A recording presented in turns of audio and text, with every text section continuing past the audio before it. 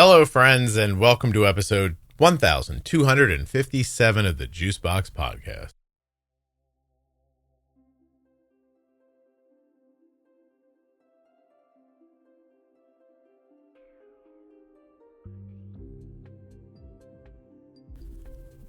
This is John. He's 43 years old. He's had type 1 diabetes for a handful of years. He was misdiagnosed type 2, and he's going to tell me today about how he's type 1B. He explains that at some point during the podcast, but this is just a lovely, free-flowing conversation for a Friday. Please don't forget that nothing you hear on the Juicebox Podcast should be considered advice, medical or otherwise. Always consult a physician before making any changes to your healthcare plan or becoming bold with insulin. Okay.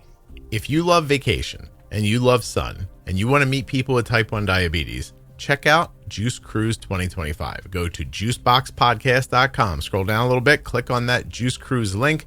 It'll take you right to the website where you can get more information about my cruise information, itineraries, and your registration. Register now to save $25. Let me see what happens if you register. Yes, early bird registration by August 1st. Receives a $25 onboard credit per stateroom. There's going to be conversations about type 1, plenty of camaraderie, and plenty of sun. I hope to meet you on the cruise.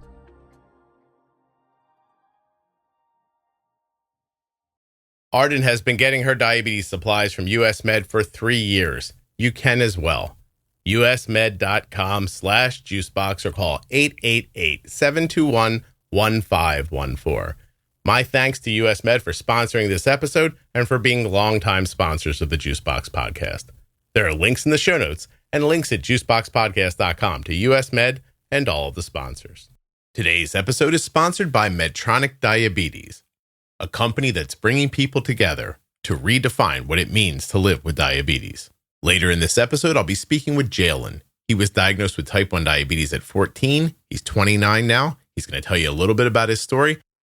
To hear more stories with Medtronic Champions, go to medtronicdiabetes.com/juicebox or search the hashtag Medtronic Champion on your favorite social media platform. This show is sponsored today by the glucagon that my daughter carries, Gvoke HypoPen. Find out more at gvokeglucagon.com/juicebox. My name is John. I am a type 1 diabetic. Basically, my story starts back in 2018, and I am currently 43 years old. I just had a birthday. So I am a newly diagnosed type 1 diabetic, as far as a lot of other people's scenarios go. Yeah. What are you about? Are you 5 or 6 years? Yeah, somewhere in there. All right. So in March would have been... Were you 42 when you were diagnosed? No, so I'm 43 now. Oh. So in March of 2018 is when I was first diagnosed, but I was diagnosed as a type 2 diabetic.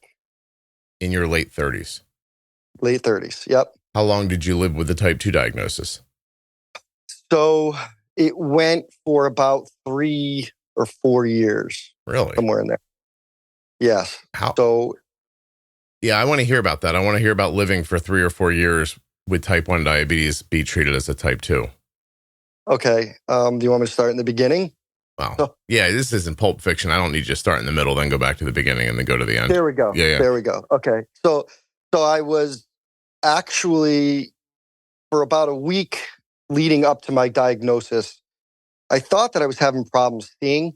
Like I couldn't read mailbox numbers. I couldn't see license plates, things like this. Mm-hmm. That were just always normal to me. I don't wear glasses. I've never really needed glasses except for maybe close up when I was working on the computer. And that was probably 3 years prior to that is when, I had an eye exam and, I started needing things to see close, but not all the time. It's just to relax my eyes a little. Okay.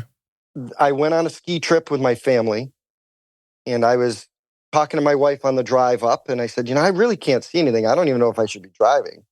And I'm like, wait a minute, give me your glasses, because she wears glasses for driving. And I grabbed her glasses, I put them on, and I was like, hooray, I can see everything. I just need an eye exam. Maybe I need glasses, and it snuck up on me. Mm-hmm. Went skiing for the weekend, came home. I had an eye exam set up for Monday morning. Spoke to my father, who calls me all the time, and he had to ask me how the weekend was. And I'm like, good, but I got to go get an eye exam. And he goes, hey, just out of curiosity, he is a type 2 diabetic. And he was diagnosed around the same time frame of life as I was. And he goes, hey, do you ever check your blood sugar? I'm like, no. He goes, you really should. He goes, I gave you a meter. I'm like, all right. I pulled out the meter and I'm standing in my kitchen. I test my blood sugar and it's 420. So he's like, that's not good. He goes, start drinking some water and start walking around because that's going to help. I said, okay. And at this point, I really didn't know anything about diabetes at all. Yeah. Except for, I have a cousin who's a type 1 and things like that. And I know what a type 2 does because my father for so long, and called my doctor right away and said, hey, listen, this is what's going on. This is what I found. Do you have any openings today? I should come see you. No, you'll be fine. Wait till Friday. Come and see me. I have an appointment on Friday. Come see me. You'll be fine. Don't worry about it. I'm like, well, everything I'm reading online says I'm at 4 something. I should be in the emergency room right now. No. I think I should be worrying. Thank you. Yeah. And he's like, no, you're fine. I'm like, okay. Well, fast forward that week, I get to him and I'm taking readings and this and that. And, and that 420, that was fasting. So that was about 9 a.m. I hadn't eaten since 7 the night before. Oh, okay. So it's not like I ate a donut. Yeah, and then, I boom. see. So then I was eating, and while I was eating, I was noticing, depending on what I ate, I would shoot up to 500-600.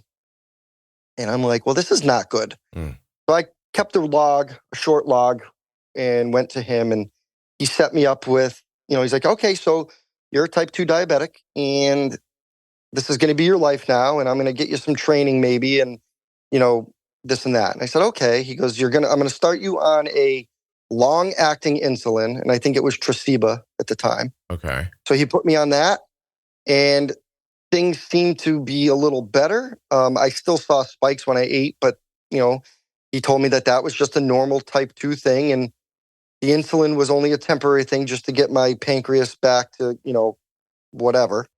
And I said, okay. And about a couple of weeks went by, and I told him I was experiencing a lot of hypos. And he's like, well, let's just stop the insulin then. Fine. You're going to take the metformin now and this and that, and which I had started with. And then it seemed to be okay for a couple of weeks. And I was talking to some people and decided, I don't know if I want to. And I had an appointment with my doctor the following week. He said, I don't think I want to see you anymore for my diabetes. I'd like to see an endocrinologist.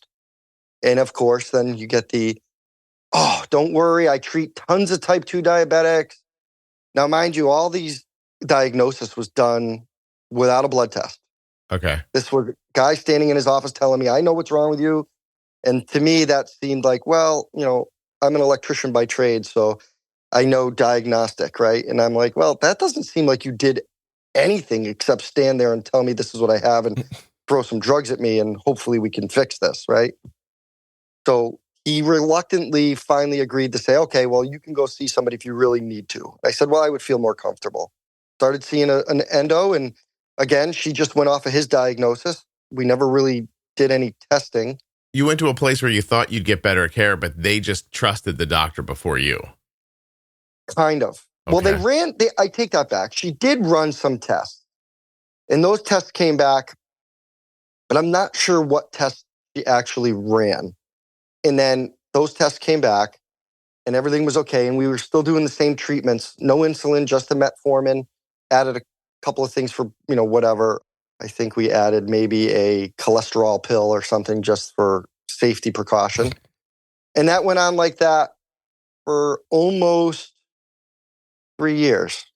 So in hindsight, were you LADA? You were just having a very slow onset of type 1? Or were you... Well, actually, If you take insulin or sulfonylureas, you are at risk for your blood sugar going too low. You need a safety net when it matters most. Be ready with Gvoke HypoPen. My daughter carries Gvoke HypoPen everywhere she goes because it's a ready-to-use rescue pen for treating very low blood sugar in people with diabetes ages 2 and above that I trust. Low blood sugar emergencies can happen unexpectedly, and they demand quick action. Luckily, Gvoke HypoPen can be administered in 2 simple steps, even by yourself in certain situations. Show those around you where you store Gvoke HypoPen and how to use it. They need to know how to use Gvoke HypoPen before an emergency situation happens. Learn more about why Gvoke HypoPen is in Arden's Diabetes Toolkit at gvokeglucagon.com/juicebox. Gvoke shouldn't be used if you have a tumor in the gland on the top of your kidneys called a pheochromocytoma, or if you have a tumor in your pancreas called an insulinoma. Visit gvokeglucagon.com/risk for safety information. So I'm not sure exactly how it happened. I now have to, all those years went by, everything was semi-okay.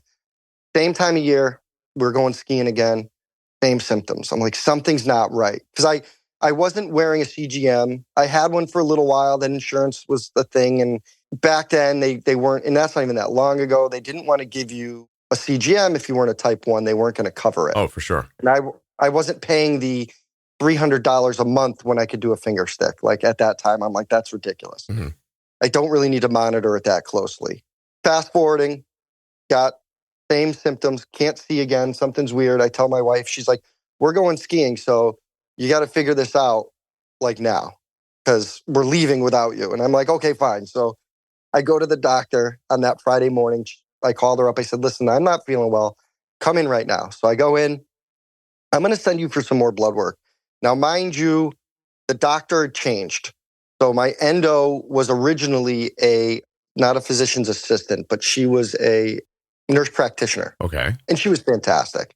But she retired to go spend time with her grandchildren. And I got this new doctor who is, in my opinion, phenomenal. She's a no-nonsense, right to the point, like, I'm not your friend. I'm here to help you stay alive. So, I never saw her smile for probably 3 years.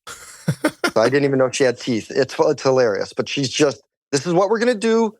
Let's move on. So I go and see her that morning and she's like, I'm going to send you in for some blood work right now. Did you eat? I said, no, not yet. Fine. I go in and my numbers had been under control. I mean, my A1C was, at that time, I was in the high sixes.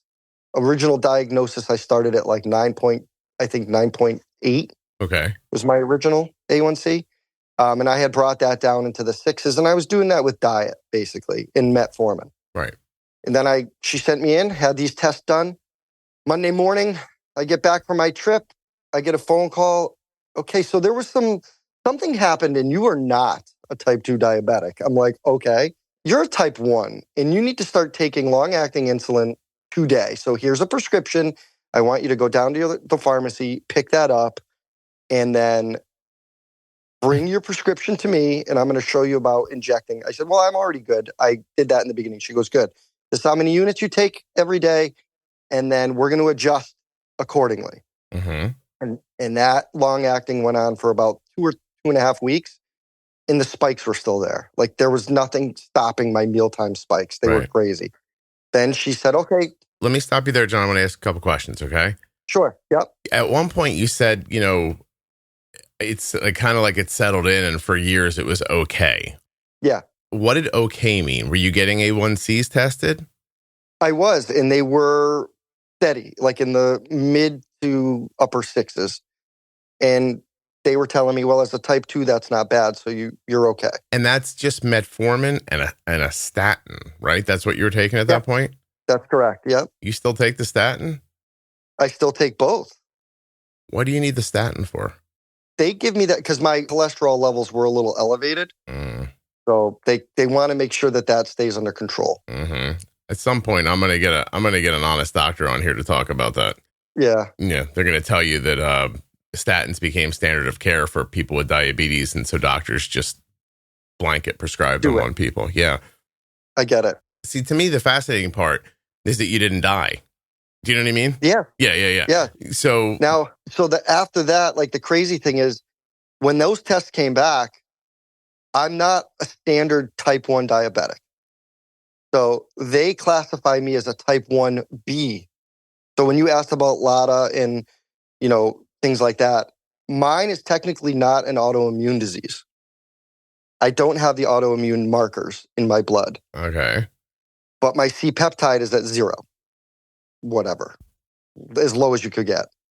So they think that something happened somewhere along the line in my life where I must have gotten sick. Like, they call it idiopathic type 1 diabetes, which fits me perfect because my whole life people have been telling me I was an idiot. So I'm like, great, John, here we go. I didn't know that if I made this podcast long enough, the people would start telling the bad jokes and I could relax. That's fantastic. Thank you. This is true.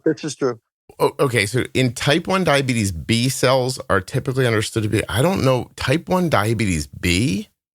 Yes, so it's idiopathic 1B? type 1 1B, type 1B is what they classify it. It's even in my chart written that way. Okay, so very simply, let me read this. Type 1B, other forms of diabetes with severe insulin deficiency, but without proof of autoimmune or also known as idiopathic. Okay. All right. Yep. And the funny thing is, if you read what nationality of people usually get this disease. Is it idiots? No, I'm just kidding. No, it's actually, it's of African descent and Asian descent. Which one are you?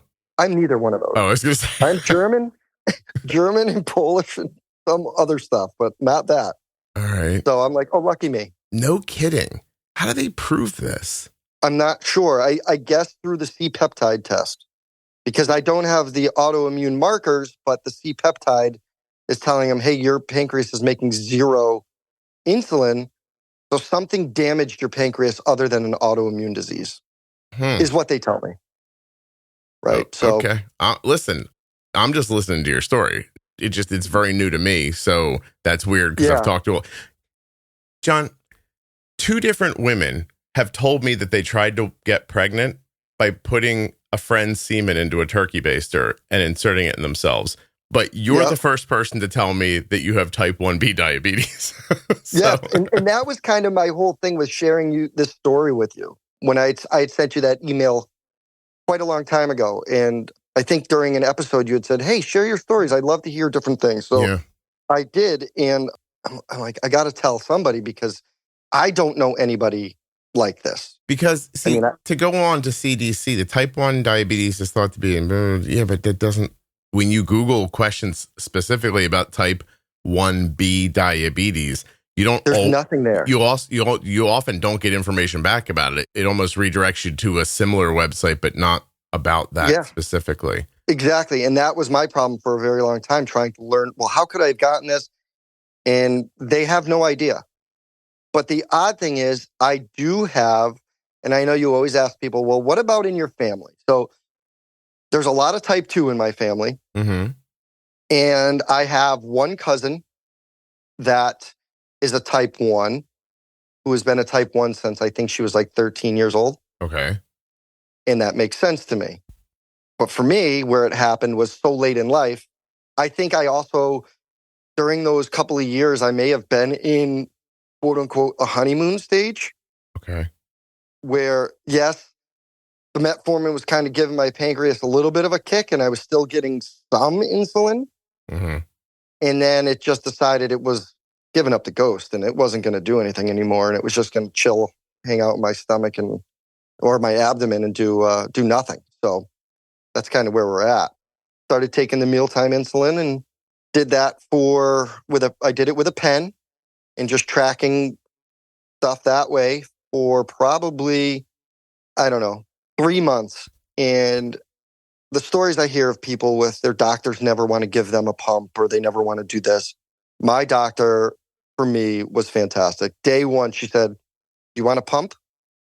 This is forever. So I'll give you a pump today if you want one. I'll get you set up. We'll get you going. We'll get ready to go. And I said, well, I don't know if I want anything attached to me. Not sure I want to do that yet. Instantly got the Dexcom and I started on the G6. Loved it. I am now currently on the G7. Couldn't wait till that came out. That finally came.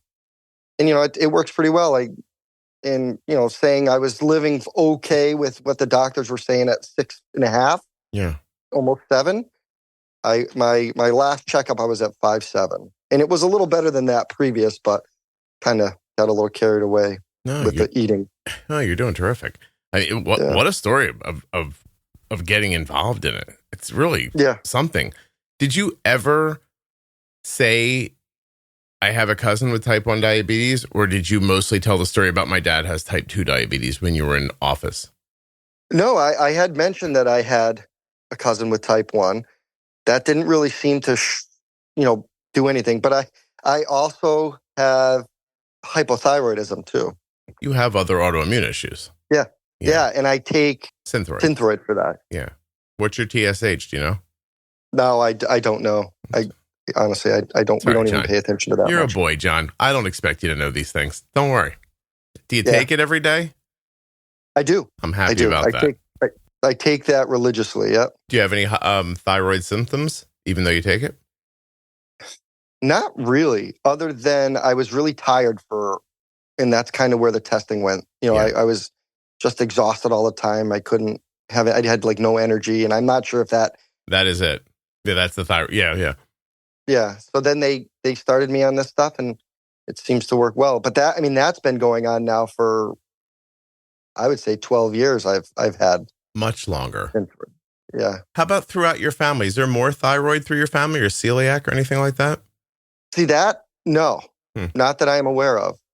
No, just a lot of type 2 diabetics. Okay. And then one cousin with the type 1, and then me with the nobody knows what. A lot of type 2s with the German side? Yeah, it's all on my father's side. Yeah. Uh-huh. Okay. You close to your dad? Yeah, very. Yeah. Yeah. He must have been so upset when you didn't use that meter and he gave it to you anyway. Because you have to really think about that. Like, he went to the trouble of like, I'm going to sprinkle a blood sugar meter on this kid because we all have type 2 diabetes and he's going to get it too one day and this is going to help. And then you called and you're like, I don't feel good. And he's like, you didn't use that damn meter? Yeah. Well, kind of. Right. It's one of my biggest concerns. Not something that's in my head constantly, but that I spent all of this time understanding all of the things impacting the people in my family. And I know they're going to move out of the house and ignore all of it. Oh, yeah. Yeah. Absolutely. Sons of bitches. I know it's going to happen.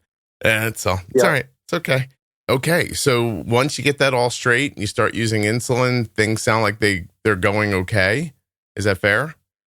Diabetes comes with a lot of things to remember. So it's nice when someone takes something off of your plate. US Med has done that for us. When it's time for Ardent supplies to be refreshed, we get an email. Rolls up and in your inbox says, "Hi Ardent, this is your friendly reorder email from US Med." You open up the email, it's a big button that says, "Click here to reorder," and you're done. Finally, somebody taking away a responsibility instead of adding one. US Med has done that for us. An email arrives, we click on a link, and the next thing you know, your products are at the front door. That simple. usmed.com/juicebox or call 888-721-1514. I never have to wonder if Ardent has enough supplies. I click on one link, I open up a box, I put the stuff in the drawer, and we're done. US Med carries everything from insulin pumps and diabetes testing supplies to the latest CGMs like the Libre 3 and the Dexcom G7. They accept Medicare nationwide, over 800 private insurers, and all you have to do to get started is call 888-721-1514 or go to my link, usmed.com/juicebox.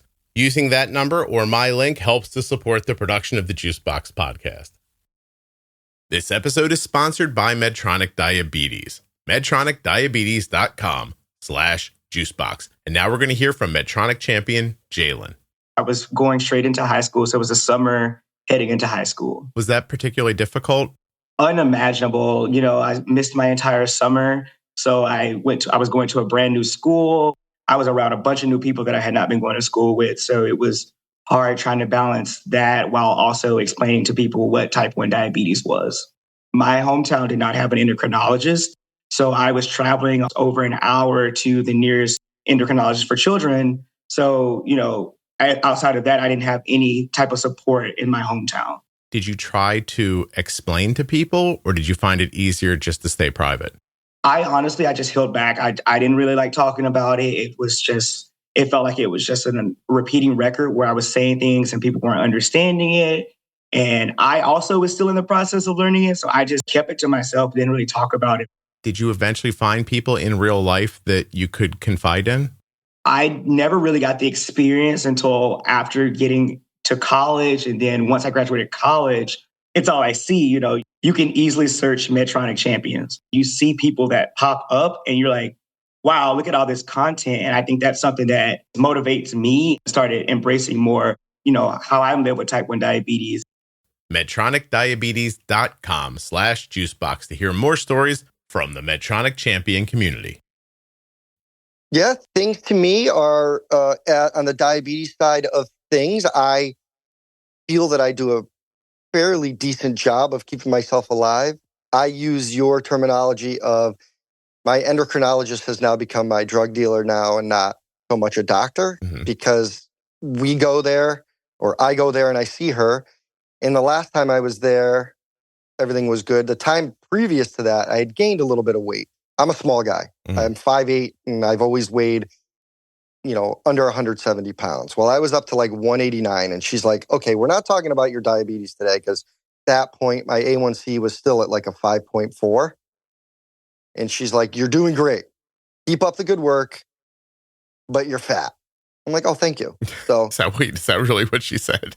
She literally said, you're fat and this is not good and you're going to have other problems. So can we please get this under control? And then I did. I lost a bunch of weight and I went back. My A1C went up a little bit, but the weight. And so she asked me how I do and how I'm controlling it. And I kind of explained it. And I said, if I see my numbers are creeping up or I see this, I said, I adjust my pump and this and that.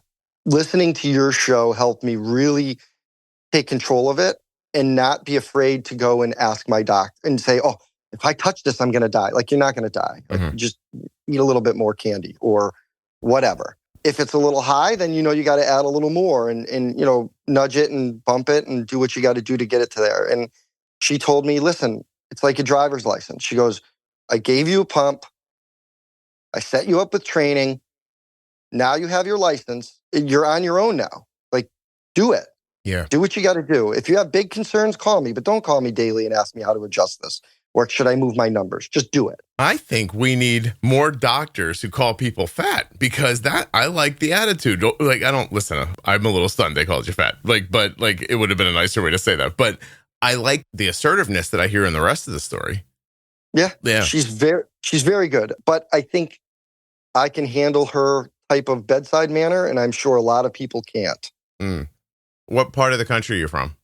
I live in the Northeast. Yeah, I was going to say, you're around here, right? I'm in New England, yeah. Yeah. I can almost hear that you think Tom Brady's a good person. I can hear it in your voice. I don't watch football, but I know who he is. Yeah. Trust me. Wade Boggs. I can get to where you live. There you go. Yeah. Well, a little south, but yeah. Actually, I would say it would be a little west of Wade Boggs territory. I'll tell you, John, I think it's nicer living like this. I love your response to it. Like you walk in, you're up 10 pounds. Hey, we're not talking about your diabetes today because you're fat. And we got to fix this. And let's go. And you don't go, oh, no, don't call me fat. That's mean. Like, you're just like, all right, okay. Right into it. And then the same thing with the diabetes. Like, look how valuable that directness. Did you lose the weight? I did. Yeah. I got down to, I'm at a comfortable 174 right now. So I'm going to tell you, I wish someone would have looked at me at some point and said, hey, Scott, you look fat. Yeah. Yeah. Would have been nice. You're going to have other problems. So can you just fix this? I'm like, yeah, okay. So then I just cut out some stuff that I was doing that I probably shouldn't have been doing anyway. And, Can you imagine being married to her? Oh, I don't even know.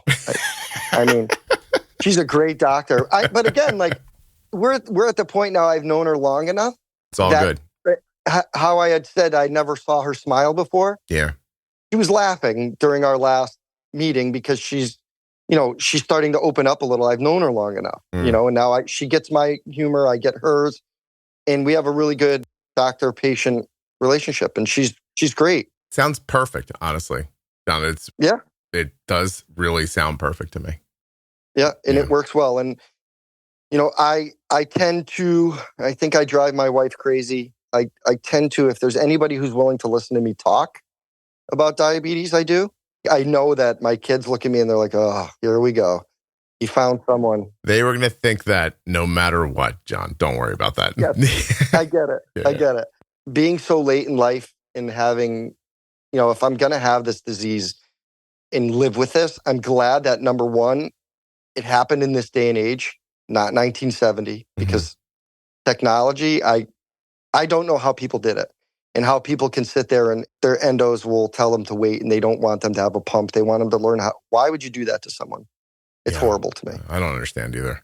So when you find yourself wanting to talk to people about it, what's your driver there? Are you hoping to find somebody who needs help like you did, and maybe you can say something to them that will make them think, oh, I need to help myself? Or you just trying to spread awareness?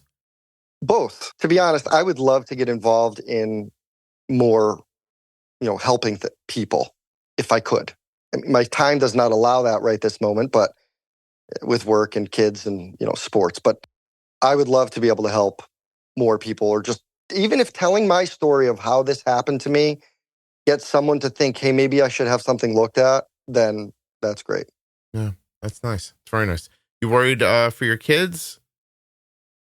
I do worry about them and maybe getting this. I'm a little less worried because of what my diagnosis is, being that it's, from what they tell me, it's not autoimmune. I'm not as concerned with it. And it's not like, hey, I had the COVID shot and then I got diabetes. Like, this was well before COVID when my whole journey started. Yeah. Do you think you were sick before it happened? Can you think back, or is it, you probably don't even remember, I would imagine. But do you have any virus of any kind? I've never heard the story except for once my mother told me when I was a baby. So I was born in 81. So it was the beginning of Lyme disease back then. It was, kind of a big deal. You never hear of it really anymore, but they claim that I had Lyme when I was probably 2 years old. Okay. Now, did that do it? I don't know. I don't know of any other type of situation that I might have been in where I had a virus or anything crazy. I mean, like every kid, chicken pox, right? You had that. And, the Lyme disease went away apparently after they gave me all kinds of, stuff back then. A lot of antibiotics. Yeah, probably. Yeah. I don't remember that. I remember 90% of my life, and I don't remember anything about that. You think you were beat up? Did you ever talk to your parents about that time? As far as? Why do you not remember that portion of your life? Oh, I have no idea. But that I don't. I mean, at 2 years old, I do remember things. But because your age. No, I'm sorry. Okay. Yeah. Age. Got it. Okay. It's an interesting, I kind of have like a unique story. I'm not really that unique of a person, but I think in this case, talking to a guy like you, you've heard thousands of stories of people, right? Yeah. Have you heard this one? This is new. I told you, I've heard two stories about turkey basters, one story about type 1B, unless I've heard it and I've forgotten it. And then I'm going to get somebody online is going to tell me, Scott, that was in this other episode. But I really don't feel like I've ever heard that before. Yeah. So you kind of you roll with it, right? You do what you got to do, and life goes on. You can't let it kill you. You can't let it get the best of you. You kind of just, and that's how I try to look at it. Like, hey, this really sucks. Yeah. Like, it really, really sucks that I have this. Can't stop you from doing things either. No, I appreciate that. I've been doing these things my whole life. But again, I'm fortunate that I wasn't 12, 13 years old and developed this disease. No, of course. So you manage now you have G7 and what pump? I'm sorry. I use the Tandem. Mm-hmm. Is that the X2? X2, yep. Nice. Do you enjoy that algorithm? I do. I don't really watch my pump the way that some people do. I kind of set it up and then I'll watch the trends over the few days. And then if I need to make an adjustment to my basal, I will. Mm-hmm. It seemed for a while that was working great. And, I was having a nice smooth line and I had my basal dialed in where it needed to go. And then all of a sudden, I don't know if it was stress at work or something, stuff got wacky, all whacked out. And now my line is like, I can't for the life of me get it to smooth back out the way that it used to. I mean, do you weigh more than you did when it worked better? No, I'm about back to where I was when I started. Yeah. Okay. So I didn't know what that was. I was fighting a sinus infection for a little while and stuff. And I know that'll do it. I know you always say, oh, you got to change your basal. You got to do this. You got to do that. And I have been trying to do that. Mm-hmm. But I also think the other thing I noticed is the G7, their algorithm on that is horrible. Tell me what you don't like about it. So in talking to, actually, there's a local guy who's a rep for Dexcom. Mm-hmm. He lives in my town. He was the first guy I talked to once I was diagnosed, and I was going to start using the G6 at the time. And what had happened was between the G6 and the G7, they removed, I believe, and I may be talking out of turn, but the flattening algorithm or the flattening portion of the algorithm where it makes your line look smoother. Mm-hmm. And they took that out. So the G6, wearing that next to the G7, you can tell that one had a smoother line because I did it for 10 days. I had an overlap. Can I ask why that matters? It doesn't matter to me, I guess, as much as, I like the smoother line because it made you feel better. It was a false sense of security, right? Okay. Like, wow, look how good I'm doing. And now it's like up, down, up, down, up, down. And, it jumps around all over the place. If that's more accurate, would you not prefer to know? Oh, no, yes, I do. Okay. I kind of do like the fact that it shows, but I think that's where some people, because you see it all online on the Facebook groups and things, and people complain about the G7. It's not as good as my G6. I'm going back. And it's like, well, it is as good. It's better. Yeah. It's just the way people talk about things is very interesting to me. Like you said, it's worse. But it sounds like to me that they were like, look, we're going to give up the smoothness of the visual of the line for an accurate representation of what your blood sugar is. And people are like, this thing don't work as good. I'm like, that sounds backwards. Yeah, it does work good. It's working better. It's just you're at the point now where, it doesn't make you feel good. And people want to feel good. That facade that your blood sugar is just dancing around like a ballerina very slowly from 156 to 154. You know what I mean? Like, where it might actually be that you are, 120 and then turn around a corner and somebody jumps out and scares the hell out of you. And then you're 140 and then it goes back to 120 again or something like that, Yeah. Yeah. Well, it's funny. Language is so funny. You're like, it's worse. It works better. What? I was like, wait, stop. I'm not sure what we're saying. I know I was a little confused, but it seems to be worse because it doesn't make you feel good. And I think a lot of people need to feel good. Interesting. So you think there's value in the lie a little bit? Probably. Yeah. If you want to believe that, right? If you want to believe the lie. Depending on who you are. I think it's great. I love the warm-up time. I love the grace period. That's like amazing. I watched my daughter chew up every second of that grace period yesterday. Yeah. And you're like, okay. Are you doing? Okay. Hey, when are we doing that? I texted her. I was like, hey, Arden, you going to change your CGM? She goes, why? And I said, well, there's 3 hours left in the grace period. And she goes, oh, I guess I will then. And I was like, okay. So she's in the middle of her finals. Today's her last day. Oh, okay. We talked to her last night. She sat on a sofa in her dorm room with the camera on us, with her knees at her face, rocking back and forth, going, and she's like, oh, one more day. Yes, one more day. And I'm like, we're like, you all right there, kid? And she's like, I'm not sleeping. And so she told us that in the last, she expects to sleep 15 minutes at a time, maybe for a collection of just a couple of hours over the last 2 days of her finals. Wow. That's rough. She's not sleeping at all. And her blood sugars are stunningly good for what's going on. Yeah. Like, genuinely, I don't know how people, if I showed you Arden's last 24 hours right now, it's not pretty, okay? But it is mainly between 70 and 130. There are 4 excursions over 120. There are 2 excursions over 200. But she is literally not sleeping. She's like, I'm not sleeping. I'm barely eating. Everything's a mess. I just need to get through these next couple of days. For the life of me, when she was in high school, she was like, I'm either going to go to take a pre-law track, or I want to learn how to make clothing. And somehow she ended up in art school learning about fashion design. And it seems like it would have been easier to become a lawyer. So it could have been. Yeah. It's very, very interesting. But anyway, her graph looks choppier, but I don't care. But the rest of it's amazing because now she's in the middle of class. She's like, Dad, I'm in my car.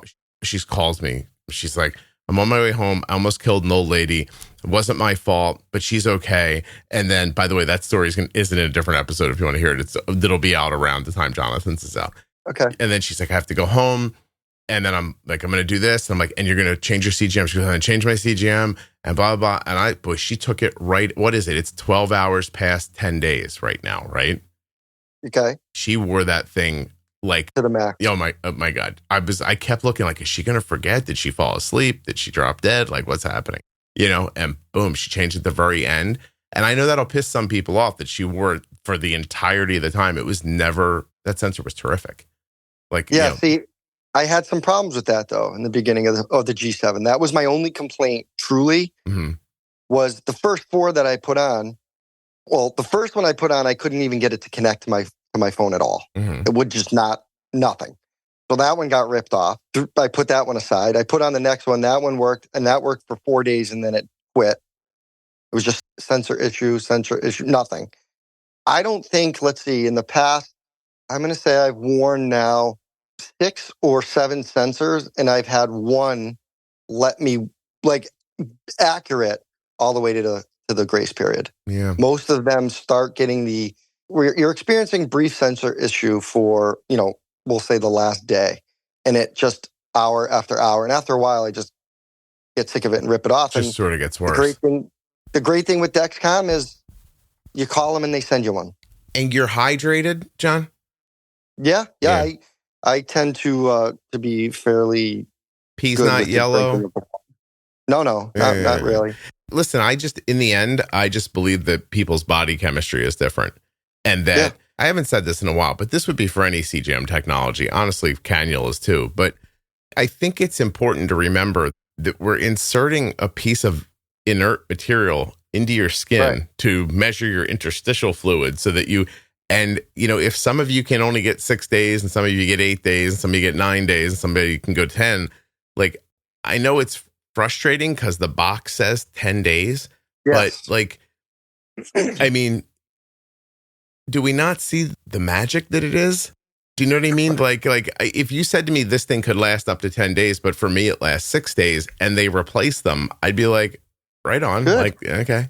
About it. Yeah, right. That seems fine to me. I don't know. It's a weird not seeing the forest for the trees reaction. I get the frustration though. So I'm not downplaying that. And I'm lucky that Arden just has never had an incompatibility with long wear. Or even the adhesive never has bothered me. Right. And you see people with these burns and these things and then you hear stories about people and it kind of breaks my heart to think that there's people out there that need this device to live and they're restarting it 6 times. Yeah, it sucks. And they're not moving it. There's a reason why they say 10 days or 14 days. Like, it's not supposed to be there that long. And you hear it, I'm going on day 30 of the same sensor. And it's like, when people were resetting the G6s, which I'm sure they still do.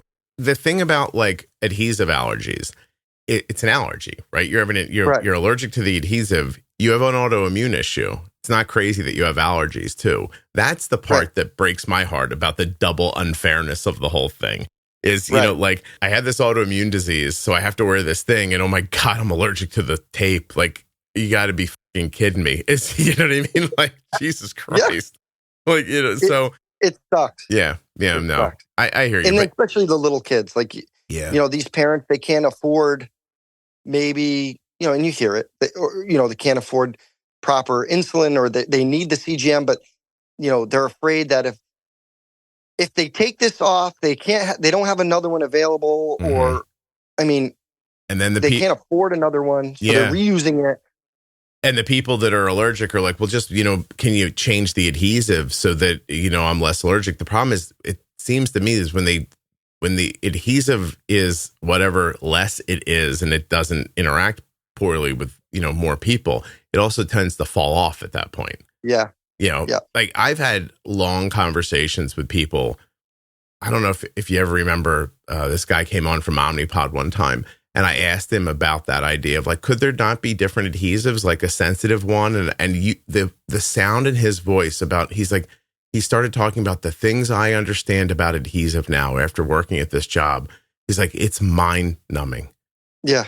The amount there is to know about this and the formulations. And he's like, I've seen and worn, all these different kinds. And when they're more like this, they're less like that. And he's like, there's no perfect balance. There's always a trade. Right. Then the people who don't have adhesive allergies are like, how come what are they going to say when their thing starts falling off? Right.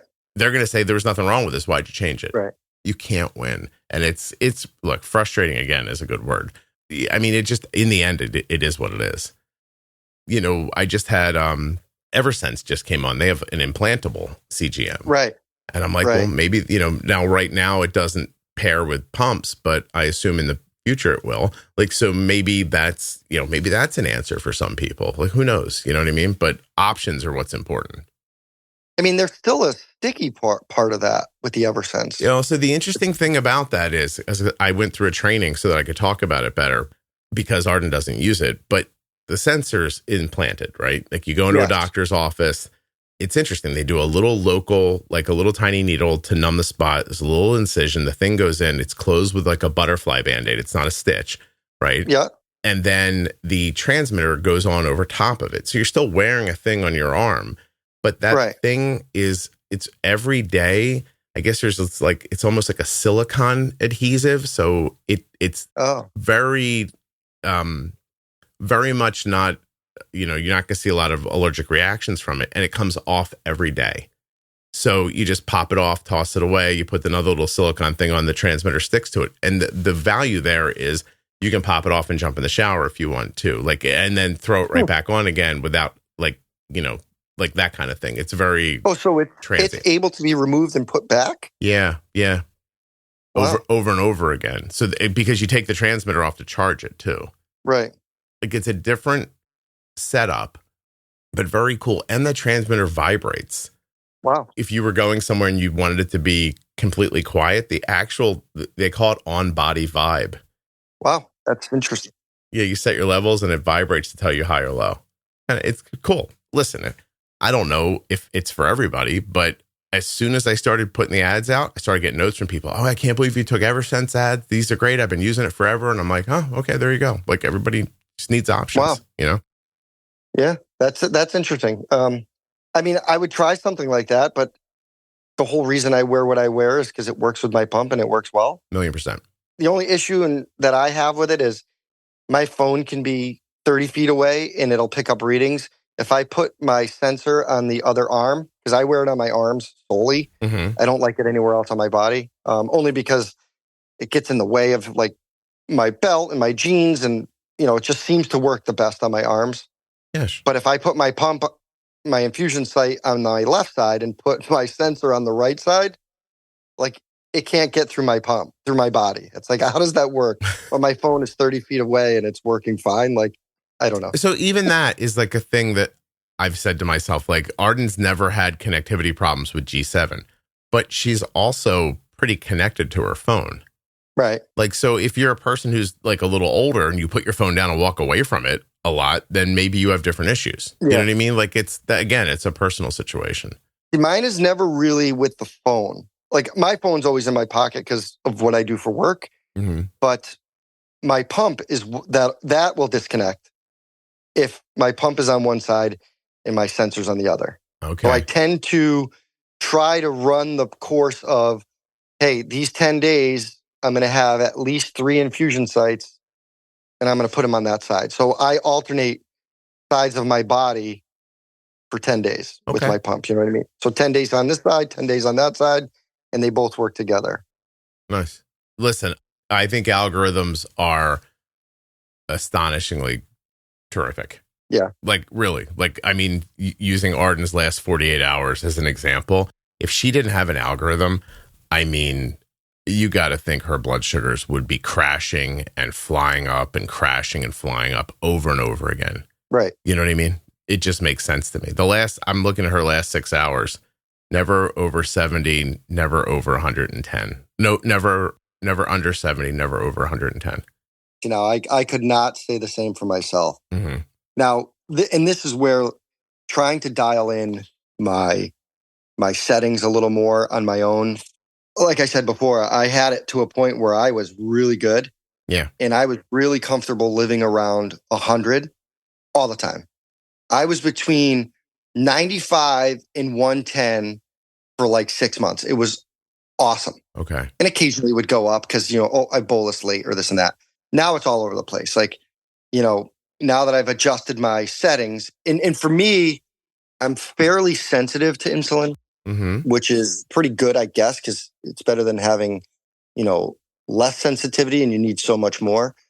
But 0.01 of a unit on the Tandem, you can go 1.01 if you wanted, or whatever, or 0.95, and I think right now I'm at like 0.94 an hour. If I went to 0.95, I would see a lot more lows below 80. I don't like the feeling at 75. Like, that's bad for me. Did you try adjusting your insulin sensitivity so it's a little weaker? I don't know if I've ever even looked at that on my pump. Yeah. As you were talking earlier, this is what occurred to me to talk. Do you want to talk about it at the end here? Yeah, absolutely. Okay. So if you're having stability with your basal, like you're not seeing it turn off a lot or ramp up a lot, and you have some, you have some nice stability at a number you're happy with. But then during the day, you think your insulin to carb ratio is good, but you still have these excursions, these up and down excursions. You're having some lows and you're having peaks. Like, maybe you're just not giving the pump enough autonomy to make adjustments, and that would be insulin sensitivity. So now, if I go into my Tandem and I open this up, so right now I'm sitting at like 115 with 0.33 units on board. Okay. It did shut off at one point around right at the time of our start of our call. My basal shut off for a little while, and then it came back on. And I'm sitting steady since, I don't know, for the last hour, I've been sitting steady at 115. Listen, that there's nothing wrong with that. But what's your target? It's 110, right? That's what it's targeting. So here's the problem with the Tandem pump. You can put in your target as 100, but Control IQ takes over, and it doesn't really.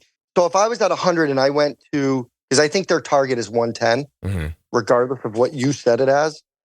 If you went at 100 and I said, okay, I'm going to go eat this meal and it's 45 carbs, and I put that 45 carbs in, it will give me a reduced bolus based on the fact that I am below 110. Yeah.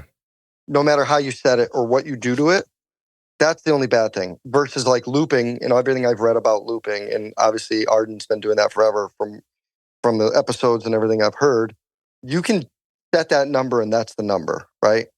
You can set, I think there's a low number on all of them. Like, but they're much lower. Like, you could choose to be. But I mean, like, if she was at 100, it won't lower her bolus, because, if you said, hey, I'm eating 40 carbs and she would normally need, let's say, 5.3 units. And she was 100. No, it wouldn't change anything. Unless it thought she was going to get low in the future. If it predicted that, then it would. But if it didn't predict a low, then Arden's target, I think right now, is 85 or 90. So my settings right now, just for whatever, like my low is set at 80. My high is set at probably too high because I have it at like 180. But it would be going off all the time until I kind of move that. I had it at like 160 for a long time. But right now I'm at, my basal's 0.96 an hour.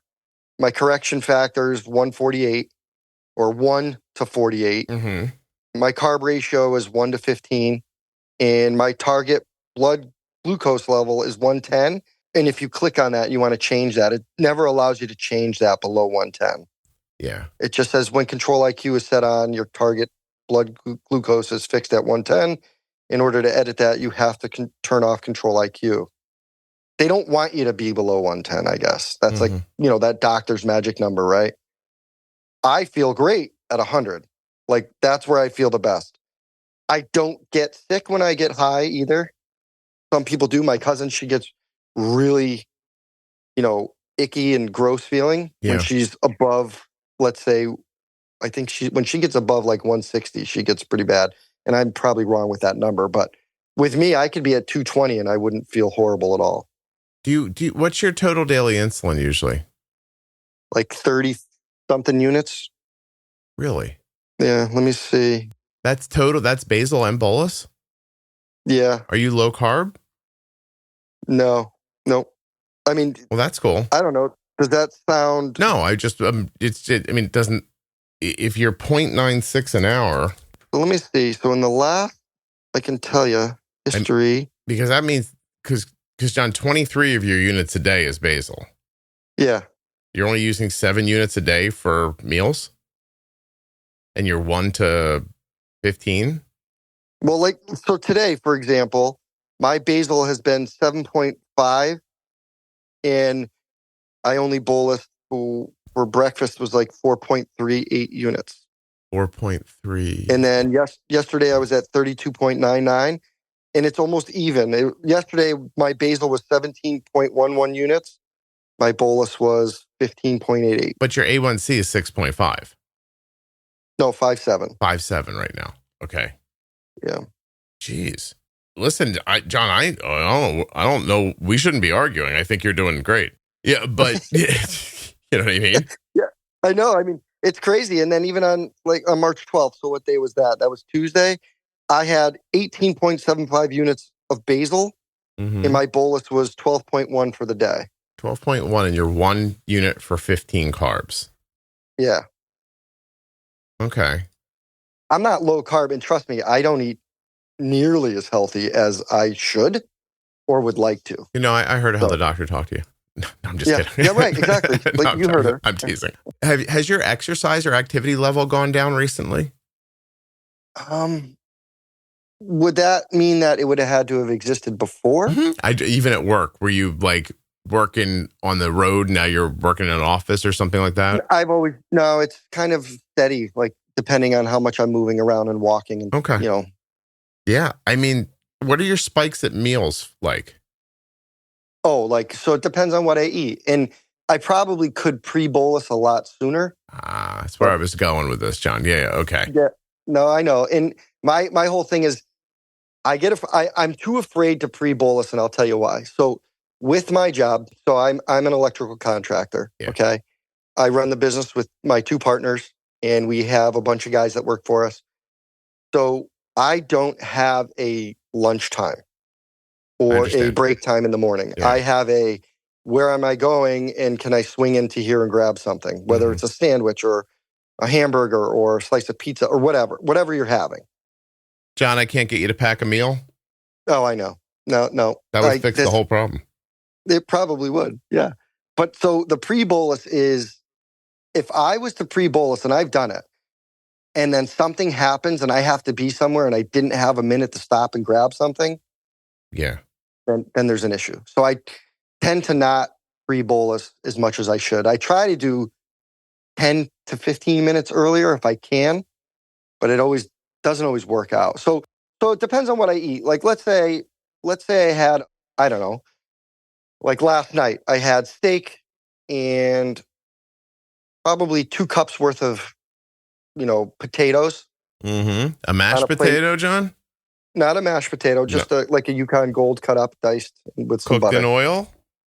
No oil. Good for you. Look at you, John. You're doing all right. Just boiled. Go ahead. Right? So, but then that, if I didn't bolus soon enough, that could put me up over, 180. Yeah, no, for sure. Quick. I think, so listen, just pre-bolus your dinners at the very least, and consider packing a healthy lunch and having it with you. Sure. These 2 things change your life significantly, I think. Yeah. Yeah. Yes. I mean, listen, I also had pizza this week, so, me don't listen to me. Yeah, but I mean, I had pizza yesterday, so it's, Yeah, it was so good too. It had sausage on it. It's like a very thin crust. If you don't live in the Northeast, you don't know, but it's amazing. Right. Yeah. Anyway, I mean, listen, I'm not telling you what to do. You're certainly doing a great job. I'm just saying, if we're going to talk about these things, these are the little fixes. I always think about, if anybody's heard the episode with Jenny, where I ask her, I'm like, hey, when you go on a road trip, like, how do you eat on a long, like say your family was going to drive 8 hours, like how do you eat? And she's like, well, I pack food and I bring it with us. I'm like, you don't just pull over on the side of the road and grab something? And she was like, oh no, I would never do that. Yeah, right. And I was like, oh. But she's different. She's very like good. Like she's a healthy eater. She's just I'm not that guy. Yeah, like, she's I've never been eater. that guy. No, for sure. I'm like, you've never gotten like a candy bar in a gas station? And she was like, what? And I was like, oh, okay. Yeah. No, my favorite part of a road trip is getting a Three Musketeers bar in a gas station.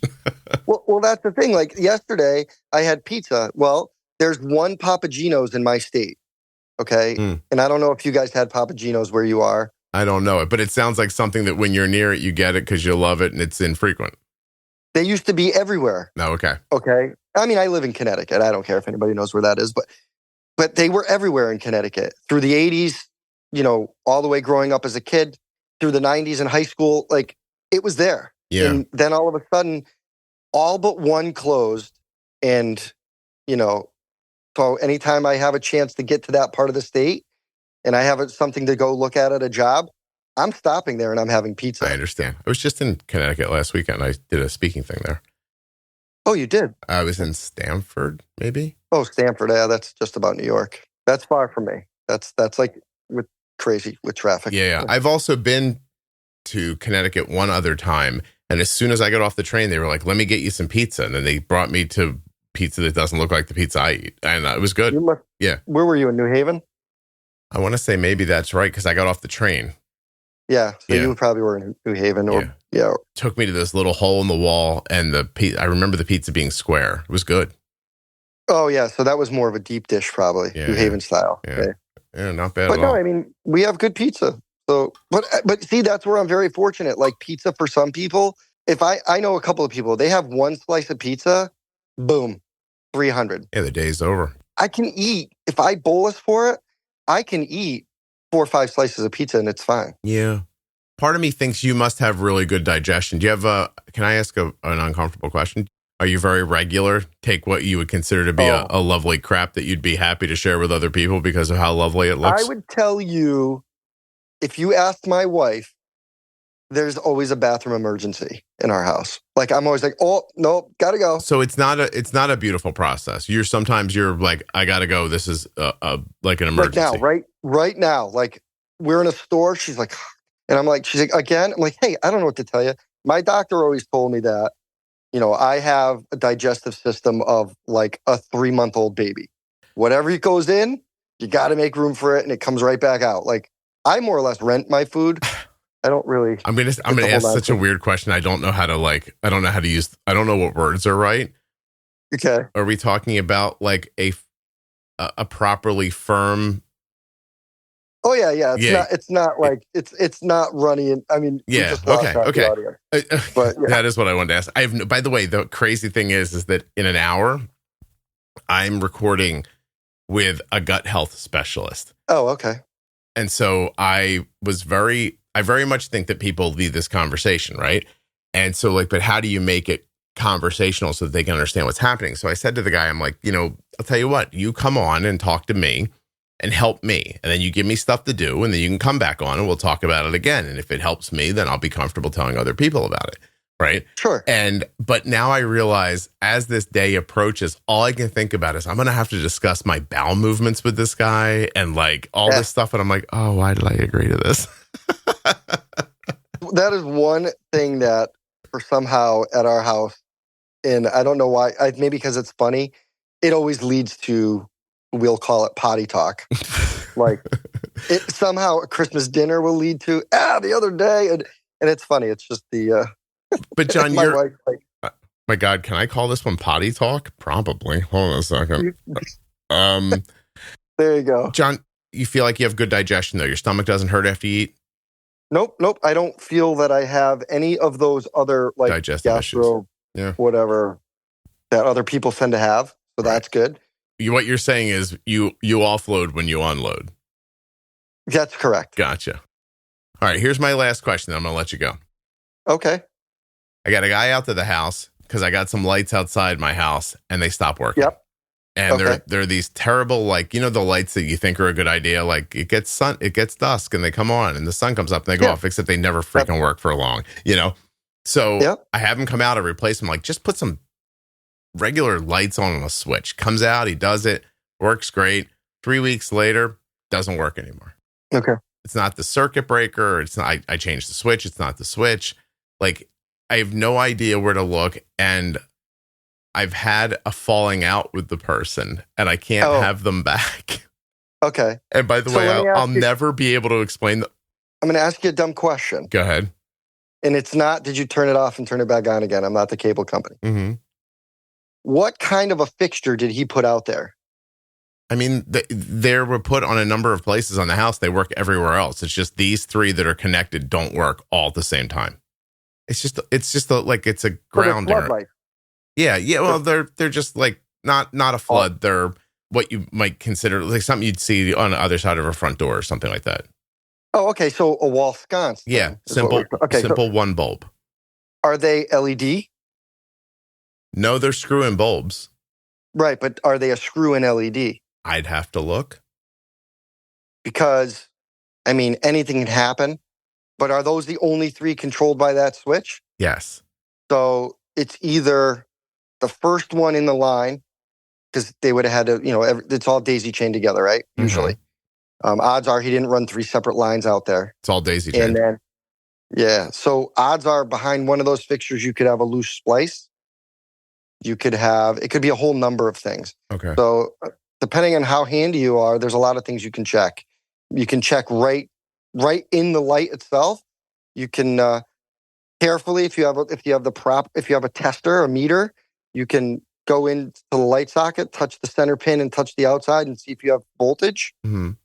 There's a bunch of things you can do. Oh, okay. You could definitely call me on another day, and I could walk you through it. Listen, I would have figured it out.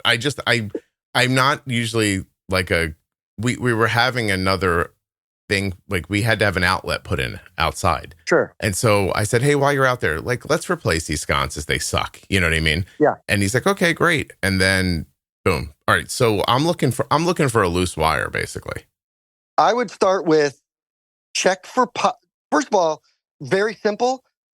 Take the light bulb out, put it in a known area a lamp in your house. Make sure the light bulb works. Does it work? Okay. If the light bulb works, then that's not your issue, right?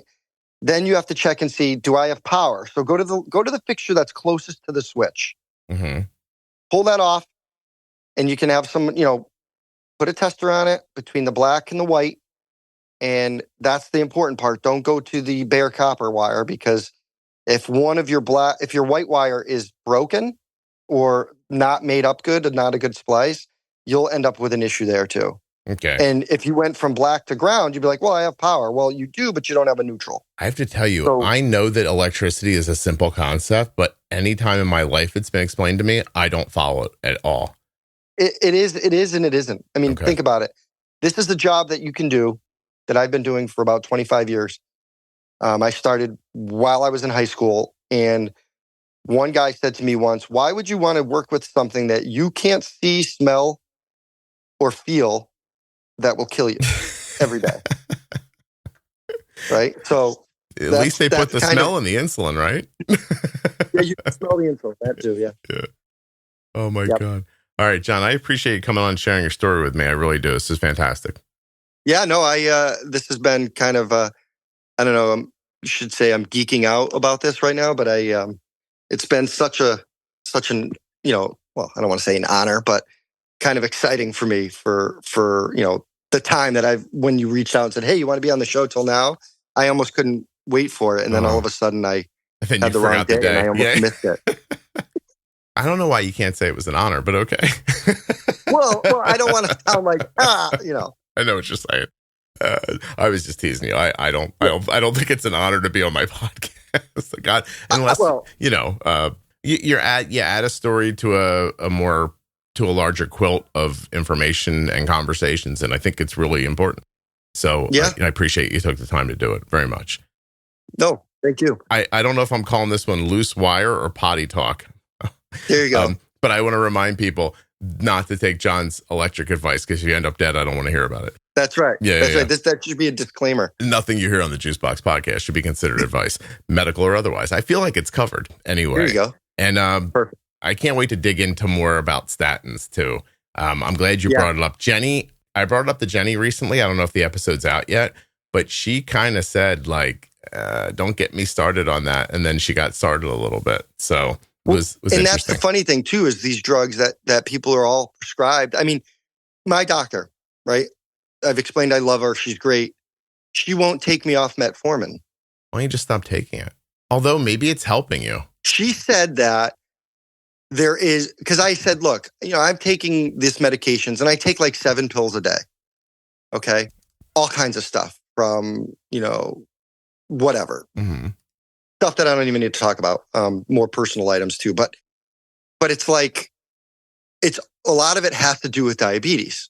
And I'm like, all right, but I'm also taking metformin, which is a type 2 diabetic thing. And can we get rid of this? And she goes, well, to be honest, the negative impact, or what she said was the positive impact far outweighs any negatives of you taking that medication. Well, she might like it for other reasons. Hey, listen, metformin therapy may reduce the high risk of cardiovascular events in pre-DM patients by reducing coronary dysfunction. Whatever. But I've heard over and over again, listen, there's a lot of bro science guys that take metformin because they think it's a pill that helps you with longevity. Yeah, and weight loss, I think too, right? That helps also a little bit. I don't want to say for your weight, I was surprised about your total daily insulin. So maybe the metformin is really helping you. And it might. Yeah. Let's be honest. I did lie a little bit when I said I take all my prescriptions the way I'm supposed to. But the metformin is the one that I always forget because that's that's twice a day I'm supposed to take it. And that's an at night all by itself one. And I always forget the nighttime. I don't know. That really cracked me up. I don't know why. All right. Take your pills and find out what your TSH is too. Make sure you're medicating yourself properly. Will do. All right, man. Have a great day. Hold on for me, okay? Hey, thanks, Scott. Oh, my pleasure. Bye-bye.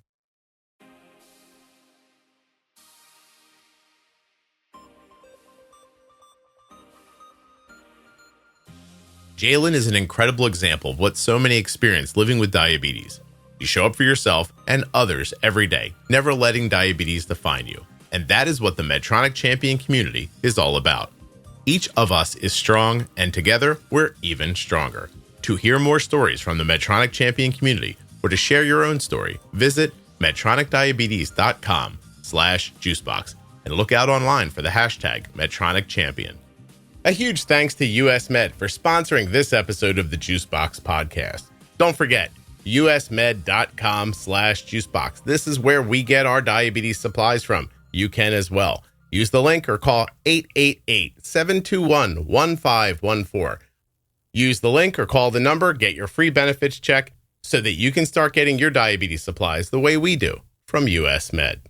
A huge thank you to one of today's sponsors, Gvoke Glucagon.